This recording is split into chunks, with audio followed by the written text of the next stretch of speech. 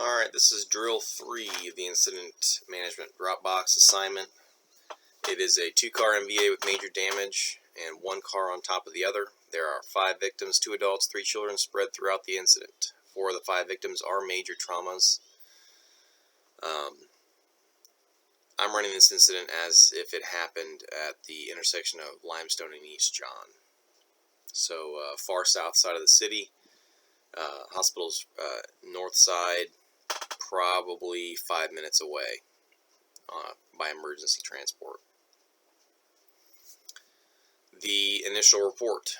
Engine 3 is on scene of a 2-car MVA with major damage to both cars. 1 car is on top of the other with multiple victims inside. Engine 3 will establish car command, request care flight to the hospital, and call me back with an ETA. Dispatch, upgrade this to an extrication response. Send me Truck 8, Battalion 1, Rescue 1, and dispatch 2 additional medic units. Medic units will stage south of the incident, facing north. Dispatch PD for traffic control. This will be a command mode. Again, you can direct your crew to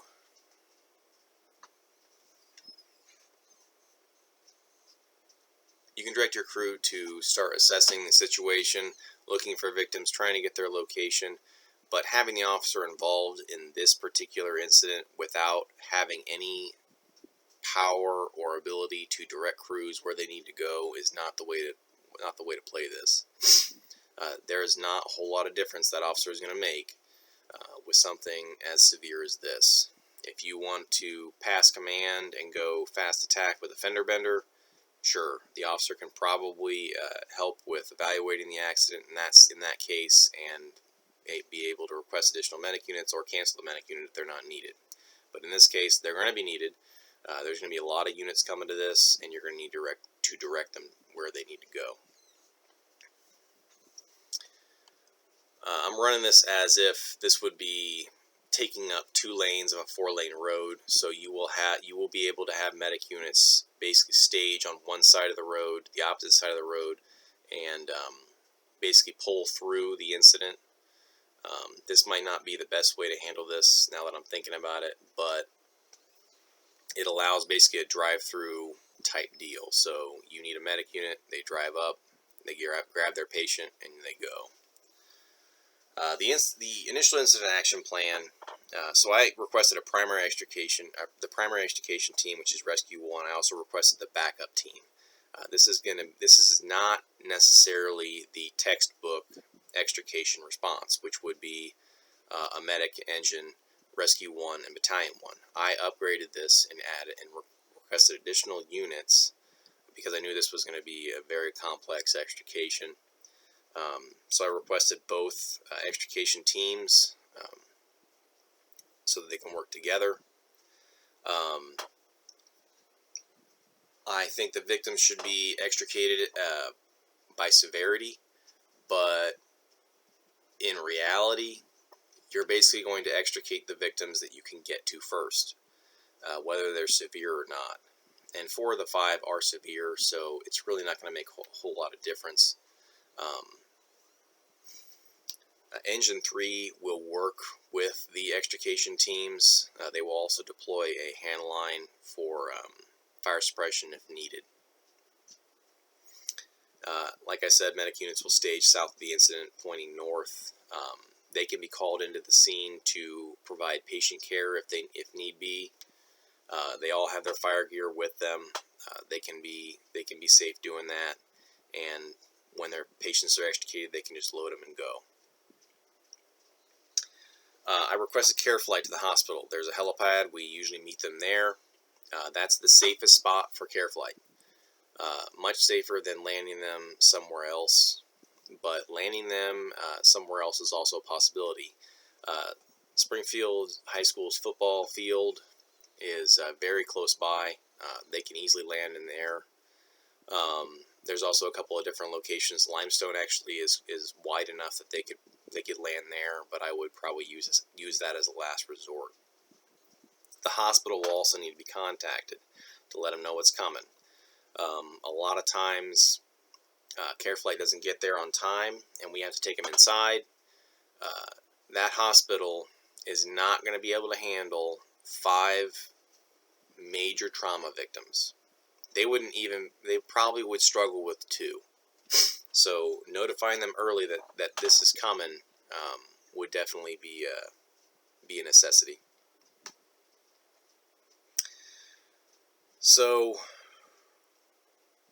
this is a pretty conventional response to this. I don't really think you can be real creative. Truck 8 Rescue 1 are going to have to stabilize that top car before extrication really begins. So they can use struts and that kind of thing. But even those struts are going to struggle with that kind of weight. Mains Towing on East Pleasant Street can be called in. They can bring a heavy wrecker, and they can actually they could easily they could help stabilize that car. So that's another option. But yeah, like I said, grab the victims as you can get them. Don't be real picky. 4 of the 5 are major traumas. So yeah, just grab them as you can get them. The command responsibilities and the structure. So we'll start with the structure. Really, we'll start with everything. The incident commander, again, retains all responsibilities of the command and general staff. But like the house fire, the way the structure's set up, he is basically spreading out that responsibility. So for this structure, you have the incident commander over top of an extrication group. The extrication group would encompass Rescue 1, Truck 8, and Engine 3. So that's a big chunk of the units you have on scene. And the Rescue 1 captain, the guy in charge of the extrication group, he would be in charge of the safety. He would be in charge of the command responsibilities and the ops and really some of the general staff responsibilities for his particular group. He can request any additional units he needs through the incident commander, or any equipment he needs, etc., through the incident commander. The incident commander's main job is going to be transport assignments. That's going to be a lot of what he does. That's pretty much why I grouped everyone in an extrication group, to free the incident commander up to make these transport decisions. So he can call in medic units as the extrication group requests. He can request additional medic units. He can request additional helicopters, which he probably will need. And he can contact hospital and give them report as well, preventing medic units from having to do that on the way. So he can give them a heads up of what's going on. Contacting CareFlight early allows them to get some ground units going as well. And you can tell them how many victims you have. They can start organizing their system and trying to get helicopters where they need to be. You can land 2 helicopters at Springfield Regional. There is a backup pad they use, but again, using the primary pad is probably the safest. You can also go to Springfield, or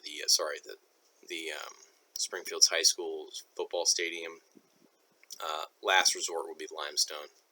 There's too many wires across there. There's moving cars. It would be a mess if something bad happened. Medic units. I requested 2 additional medic units, so that would be a total of 3 medic units. I understand there's 5 victims. If you request many more, or like 5 medic units and all the units that you would really need for this incident initially, that is wasted manpower just sitting waiting. This extrication is going to take some time to get to be totally completed.